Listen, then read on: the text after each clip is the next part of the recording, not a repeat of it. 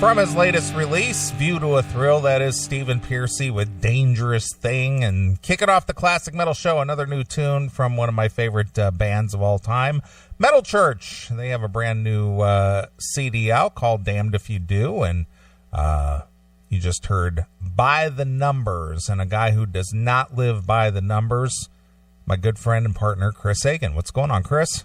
What is up, sir? How we doing? Excellent. I'm digging the new Metal Church.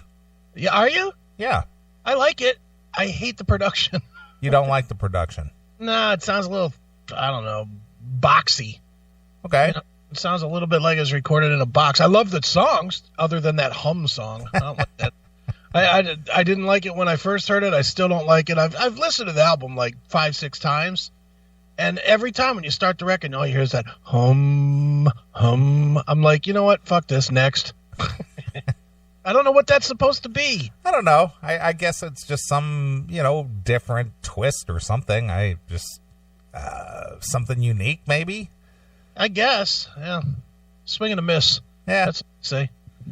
Well, but yeah, I do like the Pearcy, though. Although I have a question for you about the Pearcy. Okay. If Steven rips his own catalog off, is it really a ripoff? Well, I think I think that's already been decided with John Fogerty. And what did they decide? They decided that it is not a plagiarism. All right. Because the song, what was the song called? Secrets to Tell. Okay. On the new record. Okay. I'm gonna give you your challenge that you're not ready for right at the beginning of the show. All right. Secrets to Tell from View to a Thrill versus On 7th Avenue from, what is that, Dancing Undercover? Okay. I swear they're the same song. Okay. Well, we can do a comparison if you'd like. Yeah, let's give me a little bit of Secrets to Tell and then play 7th Avenue.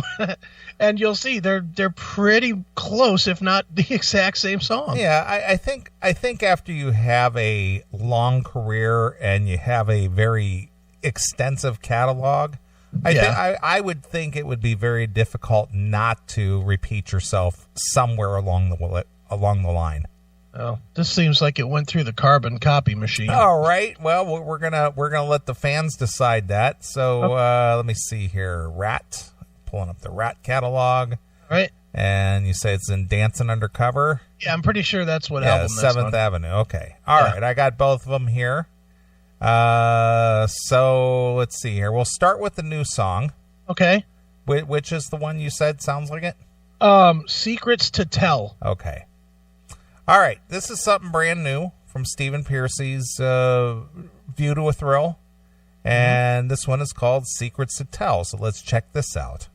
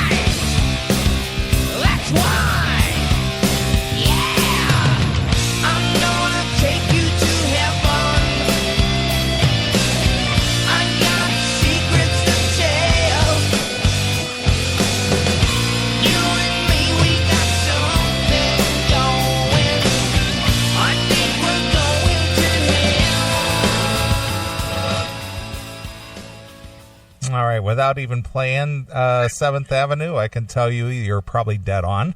It sounds exactly the same. It does. All right, let's play that.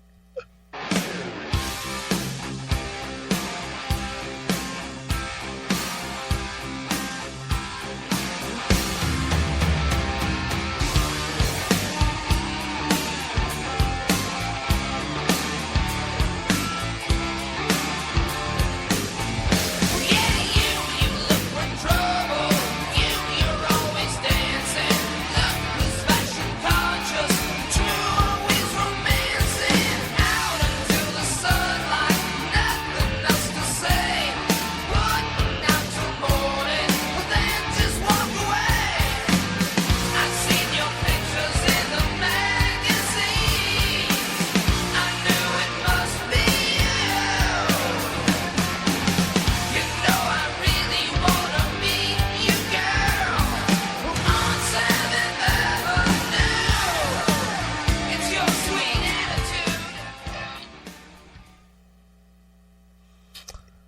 Well, again, like I said, the new song is very meaty and in your face. Sure. But I guess it'd be very difficult not to plagiarize yourself somewhere down the road.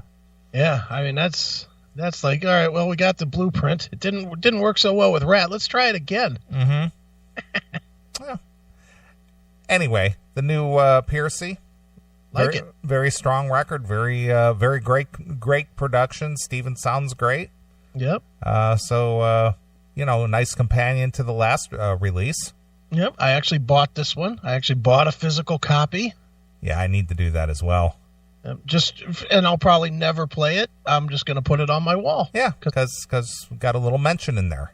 Dude, and I think I wrote about this on Facebook or Twitter or somewhere this week, but dude, it is so cool given, that I have history, like personal history with Rat, like years ago. I mean, long before I was in the business, and now I'm like thanked on a Stephen Piercy record. That's just fucking cool. I never get tired of it. Never. It never gets old. It never is like, okay, well, whatever. It's just always cool. And especially bands like that, I grew up just wishing I could be. When Rat was hitting, I wished I could be fucking Stephen Piercy crawling around on that table with chicks fucking, grabbing my dick as I crawled through the food and shit. Right. I wanted to be him in Round and Round. And now, I'm not him, but, now I'm at least acknowledged by him. That's pretty fucking cool. Right. Just good stuff, man. I love it. Well, it was pointed out in the chat room that song was more invasion of your privacy between the eyes. Let's try that one. Maybe I'm wrong on the song. Yeah, let's try this one here. We're going to play the new one first, a little bit of the new one. Okay. Secrets to Tell. So let's play this. Okay.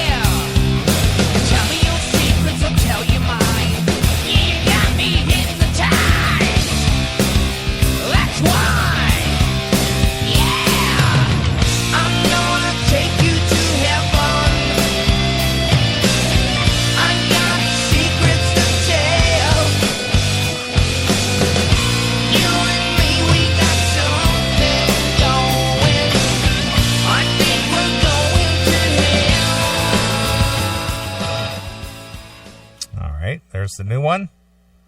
Now here's Between the Eyes from Invasion. Okay.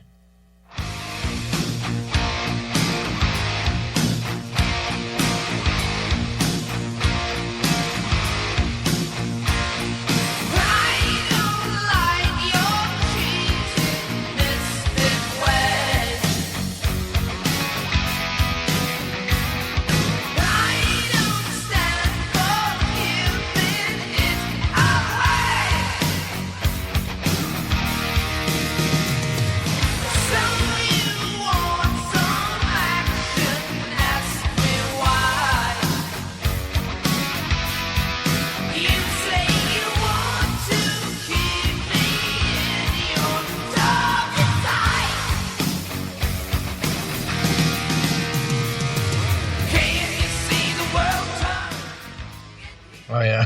Very similar. And honestly, that one is pretty similar to 7th Avenue. Yeah, it is true. Yeah, it's all good. Hey, I'm not complaining. It could be, they could all sound like Shadow Life. Then there'd be a problem. That's true.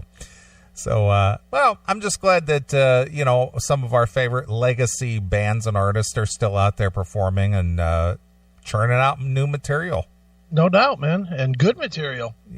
Yeah, it's amazing that, especially with the advances in technology these days, that, producing a good record these days doesn't seem to be quite the task it used to be.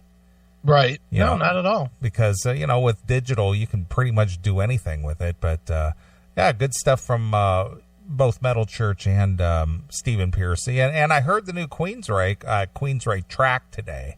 Yeah. I'll play it a little bit later, but that one sounded good too. Yeah, that sounds really good. Even though fucking some of the dummies online are already with their no Tate equals no Queensryche. Shut up. Shut up. I mean, if you're just looking for the old Queensryche sound, yeah, this new one definitely has a lot of those elements. Yeah, for anybody that is saying that, Dedicated to Chaos and fucking American Soldier, just sitting there waiting for you to listen to them. Shut up. So anyway, it's good to see guys still out there working, still doing doing what they do best.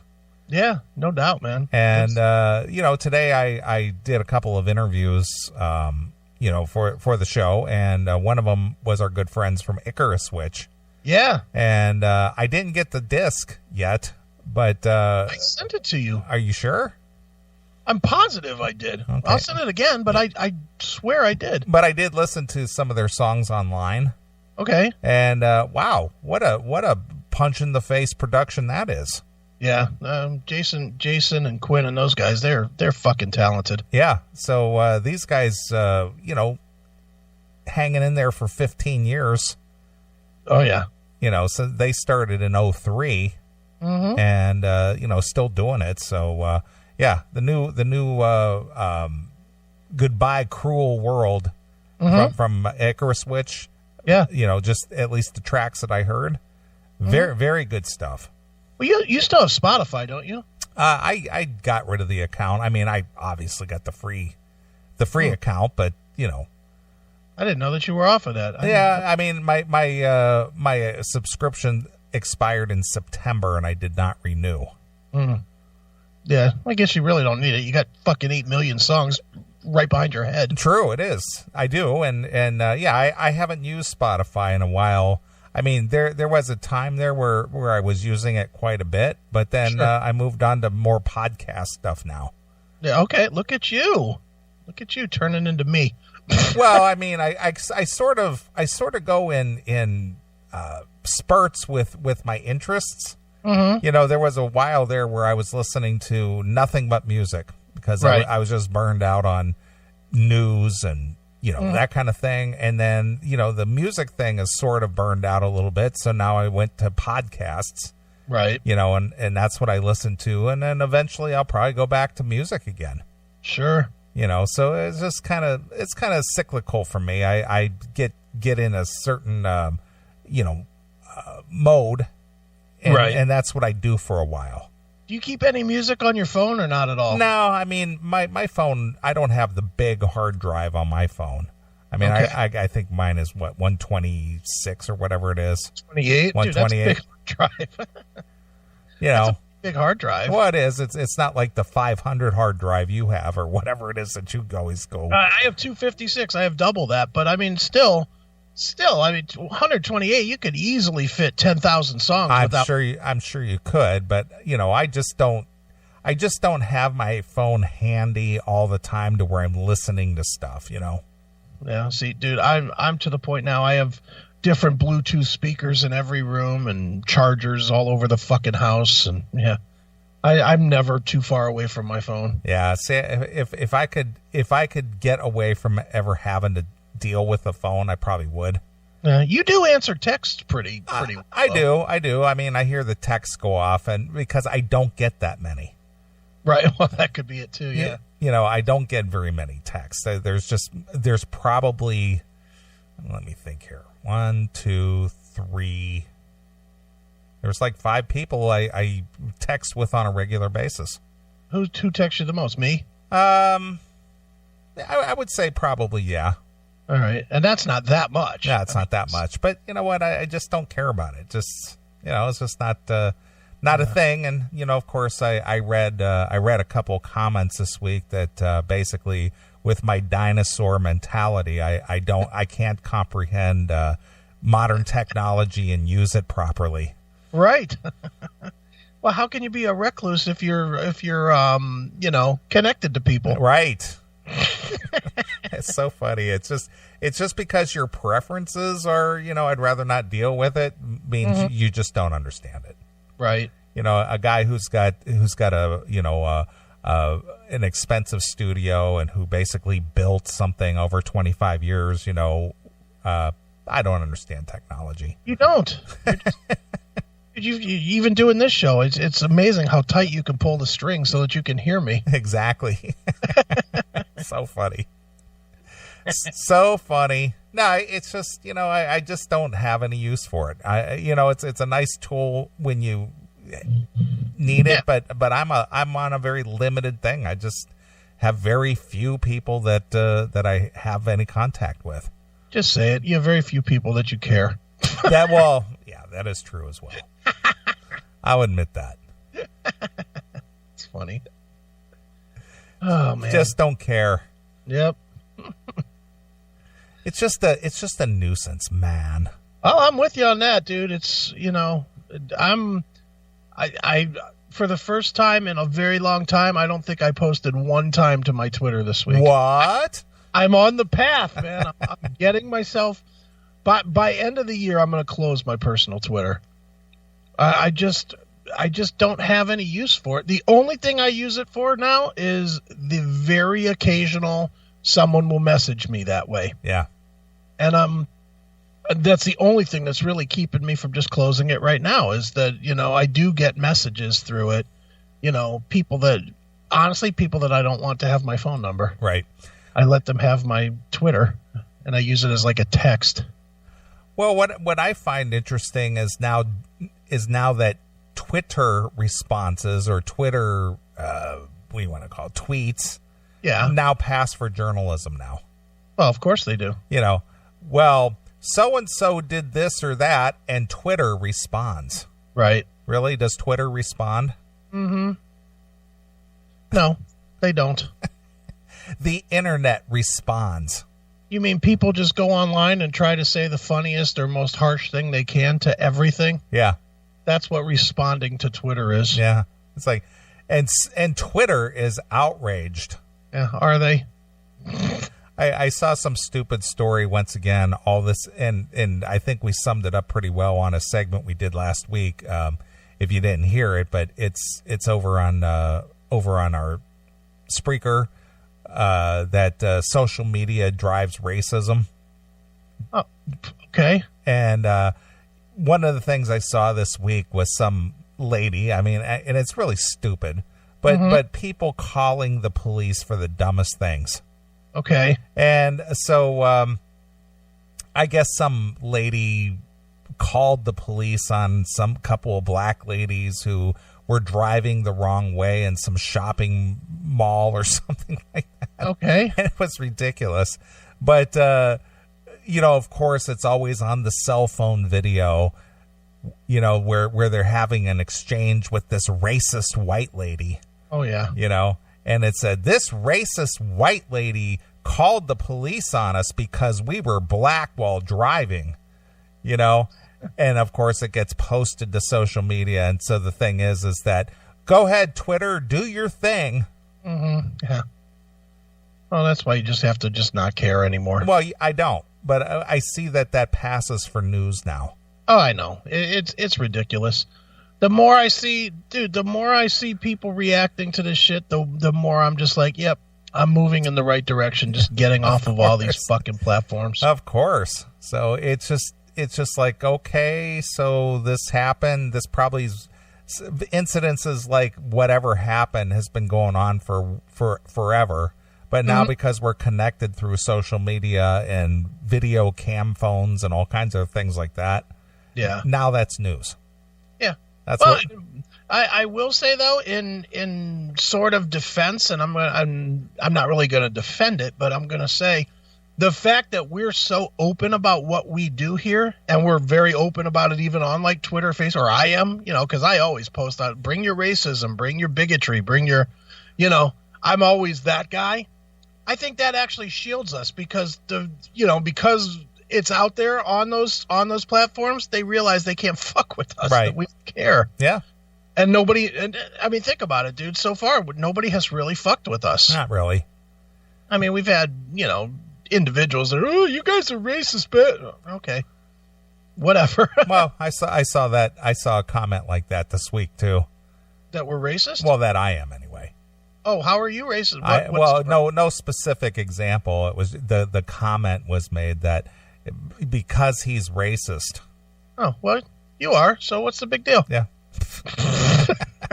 I just love it though, because that's the biggest weapon these days. Everybody runs the other direction because, somebody is going to point a finger and call you a racist, whether you are or not. Oh, once you're not afraid of words, then you've disarmed anybody pretty much anymore. Mm-hmm. Because most people are too big of pussies to actually fight with their hands, so they go to words. You're a racist. You're a bigot. You're an asshole. Well, but you see that shuts down the conversation for most people. Mm-hmm. Yeah, but when you just go, and it's funny because when I used to fight on Facebook all the time, remember I used to do that all the time. Yeah, you'd go on a tirade that would last all day. Yeah, but they would always try to end it with the "you're a racist," and I was always like, "Okay, I am. So what? What's your point? Now what?"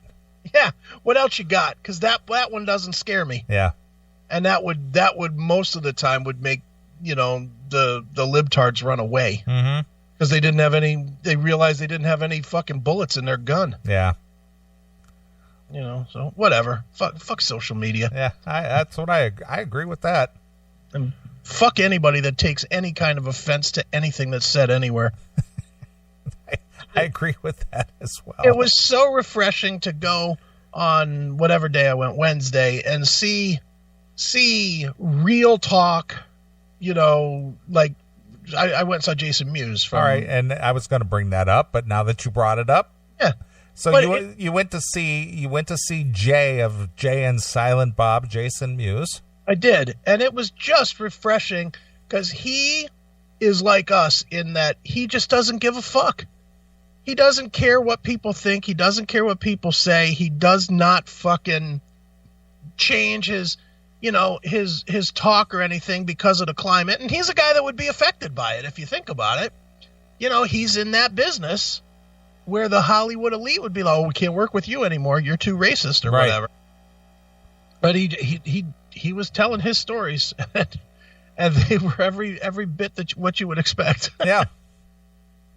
Well, I know that you'd went on Wednesday, and you gave me just a real brief rundown of that, and so I went to his website to see where he was going to be, and he was here in Chicago the following night. Okay, sold out. Of course, yeah, it sold out. It sold out here too. Yeah. So how many people? Now, where did you go see him? It was at the Cleveland Improv. Okay, he was here at the Chicago Improv, so must have been a chain deal for him. Mm-hmm. How many people do you think the Improv holds? I don't know, 250 maybe. Okay, maybe I don't know. I mean, it was all tables but every seat was filled. He announced from the stage that it was at first he said it was close to sold out, and then like somebody corrected him and said it was sold out. So, okay. And I didn't see any empty tables or seats anywhere, so I believe that it was sold out. But dude, it was I'll tell you what, it was great. But I went with CMS Steph. We just went. We were hanging out. At the beginning, we thought it was going to suck because. How comedy shows are. There's like like the local in-house guy that does like 5-10 minutes. Then there's the featured act that does like 30, and then the main main attraction guy, the headliner guy. Yeah. Well, the first two were so bad. Oh my God, dude! The first guy. You don't go to a ton of comedy shows. I have been. Okay. There was a comedy club here not far from where I live, and I think it was called Crackers or something like that. Right. And periodically I would go to see those shows, and I would say that probably 8 out of 10 were not very good. Okay. So when a guy is just eating his balls and like no one is laughing, mm-hmm. that uncomfortable feeling. that was this guy's whole set. I don't think he got a hard laugh for his whole set. Not one single laugh. And then the second guy that came up was he's like on the Alan Cox show, which is like the midday show here in Cleveland. All right. And it might be syndicated. I'll be honest, I've heard Alan Cox like twice in my life, and he's been on for like 10 years. So I just don't listen to that shit. But he was lousy too. I mean, just awful. And at one point, I looked at Steph and I was like, man, we better start drinking some more because this ain't going well. But then Muse came out and was just fucking hysterical. Oh my God, he was so good, man. It wasn't comedy as much as it was. He was just telling. It was like a storyteller session, right? Which is what Kevin Smith does. Yeah, well, and I guess they do something together as well called Jay and Silent Bob Get Old. Okay, which is a tour that they do together as well as a podcast that they do that I listen to. You know, it's a really. Anybody that's not listened, and you're one of them, especially since you're getting into podcasts, dude, you got to put the Smodcast back on your fucking phone. Yeah. And you got to put Jay and Silent Bob Get Old. Okay. So how long have they been doing that podcast? Jay and Silent Bob Get Old? Yeah. 3-4 years, something like that. That long already. Okay. Yeah. It's the premise behind that, although it's barely the premise behind it, is that they do that podcast every week as a way for Kevin to keep Jason sober. Okay. Like it gives him something to do so that and they focus on it at the beginning of each podcast. They ask him how long he's been clean and sober and and whatnot. So they do it on, it's almost like a therapeutic thing for him. Sure. But then they talk about, Clerks and Mallrats and, stuff they've done and, stupid stuff that Jay did when he was on the junk and all kinds of shit. So it's a great podcast if anybody want to listen to that. Really, really solid. So, but yeah, back to the show I saw. And yes, Jackal, it was Bill Squire and he stinks. Or at least that maybe he doesn't stink, but the set I saw was just god awful. He just wasn't good. He just wasn't funny. Me, Stephanie, and then our friends Mike and Gretchen were with us, and I don't think we had more than 2 laughs total between the first 2 comedians. Okay. I mean, it just was bad. But my God, Jason Mewes came out, and some of the stories he was telling stories about when he was a kid and, videotaping himself shitting from up top of a tree and just fucking wacky stories, man. And a lot of good stuff, a lot of insight about the making of Mallrats and Jay and Silent Bob Strike Back. And he let out of the bag that there's not going to be a Clerks 3 now because Randall and Dante don't want to do it. Okay. Which that sucks. Because apparently there was a script written and everything, and those 2 guys said no. They passed. Huh. So they just decided Kevin Smith stuck to his guns and said, well, if we don't have all the players, then we're not going to do it. Well, I guess they won't be having Caitlin Bree either. No, because she died, right? Yeah. Yeah, she's dead. Too soon? Yeah, a little too soon. Yeah. But they are doing a Jay and Silent Bob reboot movie, a new Jay and Silent Bob movie. Okay. So that'll be cool. But overall, Muse was really, really entertaining, really funny. I recommend, if he comes to your town, you got to go see it. He was really fucking good. I mean, immensely, immensely good time. I'm so glad I went. I'm so glad I didn't fucking miss that show. Well, if it wasn't sold out here, I would have made the trek downtown Chicago to go see it. But, by the time I had found out about it, which was, the next day, it was already sold out. So, and I got lucky with our tickets. I when I saw it, I saw the announcement. There's one good thing I'll say about Facebook. I saw the announcement on Facebook the day they went on sale, and I bought them that day. And even buying them that day, I didn't have great seats, because they were like assigned seats, and my seats were pretty close to the back, and I bought them the day they went on sale. So, it really was. I think there's still just tons of interest in those guys, and they're so anti-LA to being successful in LA. So I think so many people just relate to them, and well worth going to see. Well, what would you say the average age of the audience member was?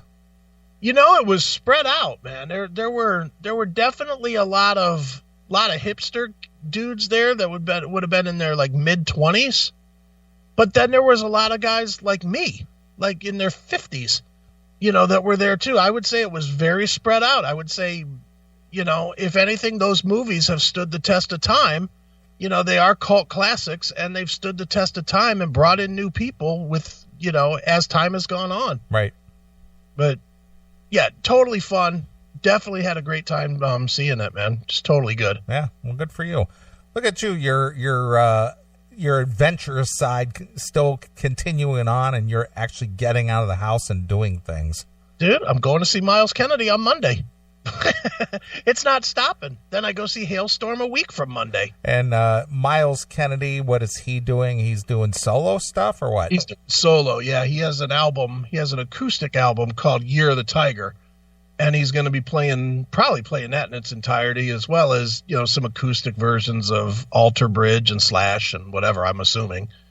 But, I'm just going, Kelly likes Alter Bridge and Miles, and I'm obviously a fan of Miles. So it's like a can't miss for me. I'm in. So what kind of a venue is he playing? And is he playing with like a band, or is this like a solo acoustic show, or what's he doing? It's acoustic. I think it's him and one other guy on just playing, acoustic guitars, I think. But he's playing at the Agora. Okay. So what's that, 2,000 people or whatever? He's playing a big room at the Agora Theater. Very nice. So going to that, and then Hailstorm is the next week. And then the next week is Jason Bonham and Bob Seger. Wow, look at you. Dude, I'm not stopping, man. And they announced like White Snake or something for February, I think, and I'm going to go to that. And I just haven't bought tickets yet for that, and I'm actually leaning toward shelling out the ridiculous amount of money to go see Metallica now, because now I'm back in that flow of wanting to be at shows again. And I know it's one of those things. I know that those tickets are too fucking expensive, and I know I've said numerous times on this show that I don't want to get fucked in the ass by the ticket prices for the Metallica show.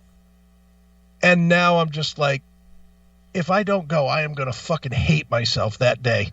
And where are they playing? Q. Okay. And it's definitely expensive. It's for me and her, it's going to be, like $350. Yeah. Well, I got a phone call today from Eric Braverman. Mm-hmm.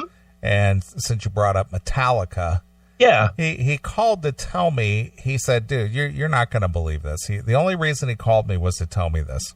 Okay. He said, "I guess Jim Brewer is opening up for Metallica." Yeah. Mm-hmm. And now again, this is coming from Eric, and I know he has some insight on some of this, but I don't know how factual this is. Okay. So apparently Metallica does not have an opener aside from Jim Brewer. Right.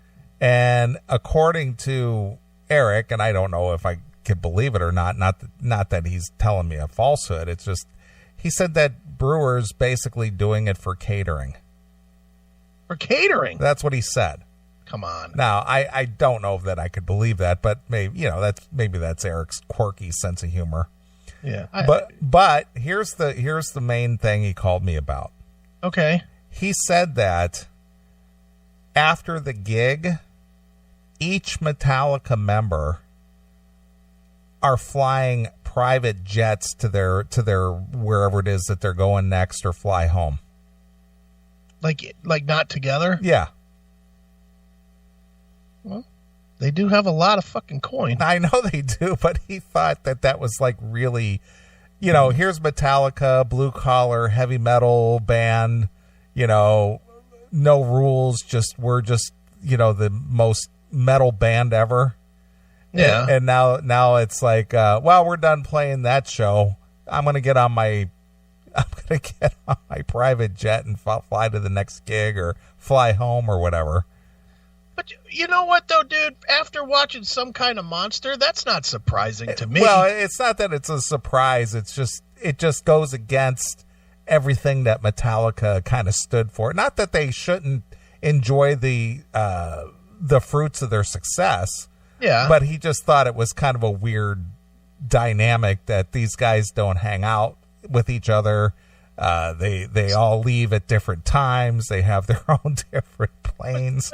But see, dude, if you follow Metallica at all, yeah. And Eric should know this more than anybody, their interests outside of being on that stage are vastly different. Right. Hetfield's into cars and shit like that. None of the other guys are. Hammett's into like horror and shit like that. None of the other guys are.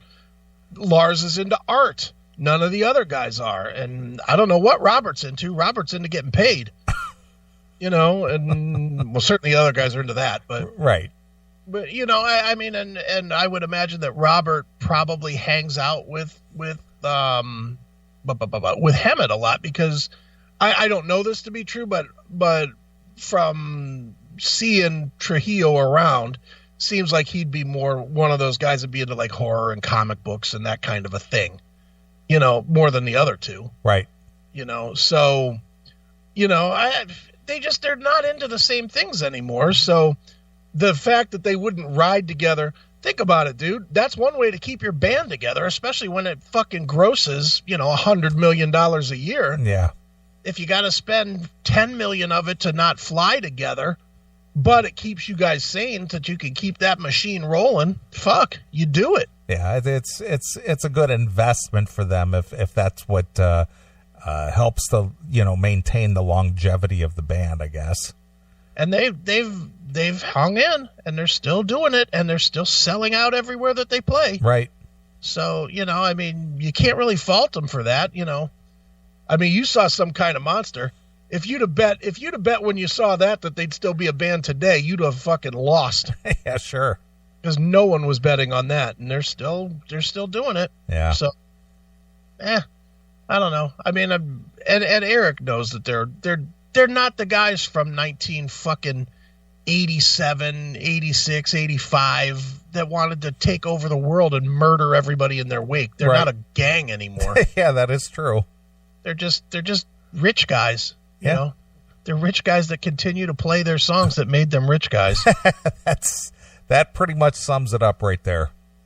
What else would you call them? Yeah, they're rich guys that still play the songs that made them rich guys. What else are they? They're the one band, surprisingly, they're the one band that you would think would be able to sell something else and hasn't. They haven't had success. Would they release some whiskey or some shit late? According to Eric, they're selling watches now. Watches and whiskey, and they're selling all kinds of shit, and none of it is moving. They haven't made the dent that Insania wine made. Honestly, I'm not even joking, dude. Think about it. You don't even know what the Metallica merch is called. That right there says that it's not impacting at all. Yeah. And Lord knows if they do anything, every news source under the sun that covers music will announce it. So, they are surprisingly the one band that cannot merchandise anything other than music. They have no value to that. So, well, that's because their hardcore fans spent all their money just trying to buy a ticket to the show. There is that. But my friend Jason, he's a friend, but he's also an old time fan of the metal show way back in the day. Okay. He's a little younger than me, so he's been listening to me since he was like a teenager, right? He has seen Metallica. I think he said he saw him for his 48th time in Erie, Pennsylvania or somewhere recently. And he travels all over the world still to go see them. He went and saw him in Mexico City this year, or last year, whenever it was that they went to Mexico. He flew down to Mexico to see him, saw him in Erie, saw him in Pittsburgh, gonna see him here in Cleveland. And it's like, and I used to do that with Metallica. I mean, never went out of the country to see him, but I mean, it's not a secret that I based my whole move back from California around Metallica shows so that I could catch 3 shows on the way, and so I used to do that, but I can't imagine doing that anymore. I mean, you still chase Dokken like that. I mean, you go, if they're within, 3,000 miles, you go see them. Yeah, but for me, it isn't going to see the show. Right. It's just about the hang, Right. No, I know. But I'm just saying that, I mean, you've seen Dokken 100 times. Oh, easily, yeah. And everybody has that band that they've seen like a zillion times. For me, it's both Metallica and Pantera. I saw them both in the 40 range, but I just can't fathom doing that anymore.